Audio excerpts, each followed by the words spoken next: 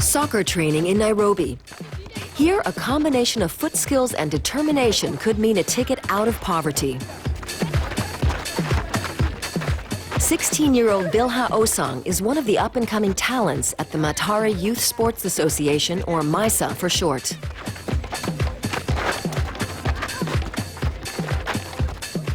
When playing football, it keeps me busy and it makes me avoid many kind of things like drugs, being prostitute. For many in Mathare, one of Africa's biggest slums, drugs and prostitution are a grim reality. 500,000 people live here under appalling conditions. Water and electricity are precious luxuries, and life expectancy is low.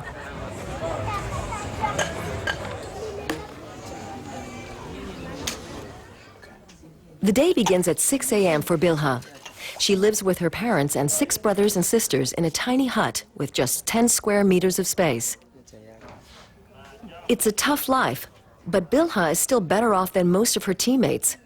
Bilha's father is a policeman and has a regular income.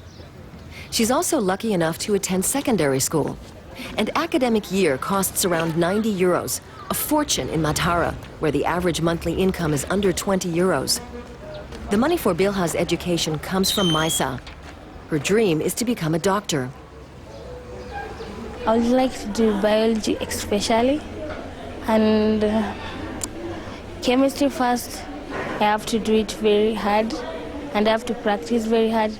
And so to be a doctor, I have to know many things about it. Some 400 youths receive an annual scholarship from MYSA. As well as sporting performance, social engagement is a key requirement. To qualify for support, every student needs to log at least 60 hours of community work every month. The MYSA offices in the middle of Mathare are like a second home to Bilha. She comes here several times a week to use the computers and the library.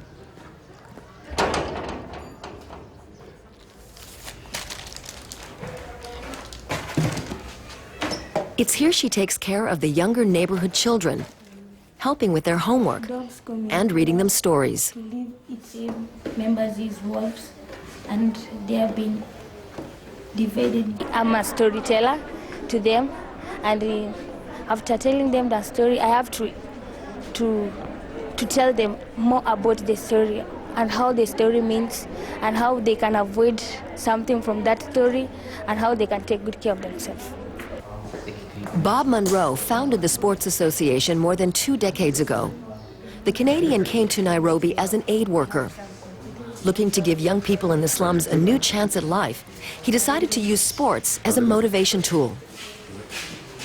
Before they play soccer, the youngsters first have to give something back to the community.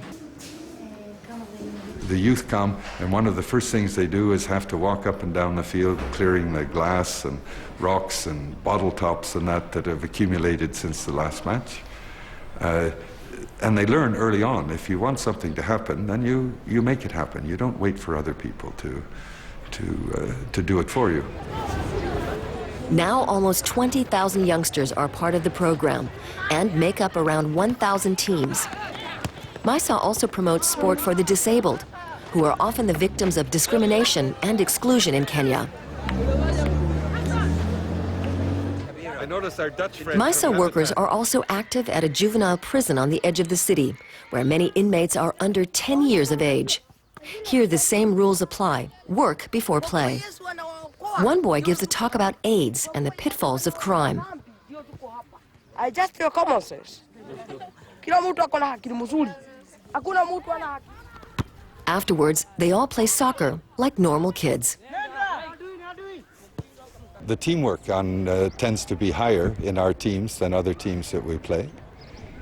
There's an intensity as well that I've noted with our youth, is that when the other team has the ball, MYSA players tend to consider that an act of theft. That ball belongs to them, not to the other team, and they're fierce in trying to get it back again. Today, Bilha and her teammates are up against another MYSA side. This time, it's not just honor at stake, but also a chance to travel to Oslo for the Norway Cup, one of the world's largest junior soccer tournaments. Norway is a major donor to the Sports Association and every year invites a MYSA team to the event. Bilha's biggest role model is also on the field. Doreen Nabwira is the most successful woman to come out of the MYSA program. She's already had trials for several Bundesliga clubs and plans to move to Germany in the future. Having grown in the slum, it makes you stronger, because you really want to get out of the slum. You want to become someone better, somebody respectable in the slum. So it's kind of like a driving force, and it helps you keep your things going, like work harder in any field that you are in. In this match, Doreen's skills were all on display.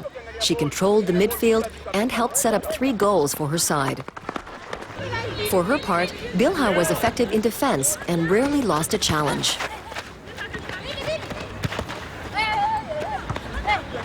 She's very, very good in defending. It's not easy for you to beat her and make a goal from her side. Yeah, so she's that unstoppable. Bilha and Doreen's team ran away with a 5-1 victory. As darkness falls, they're already thinking about the next match just a day away.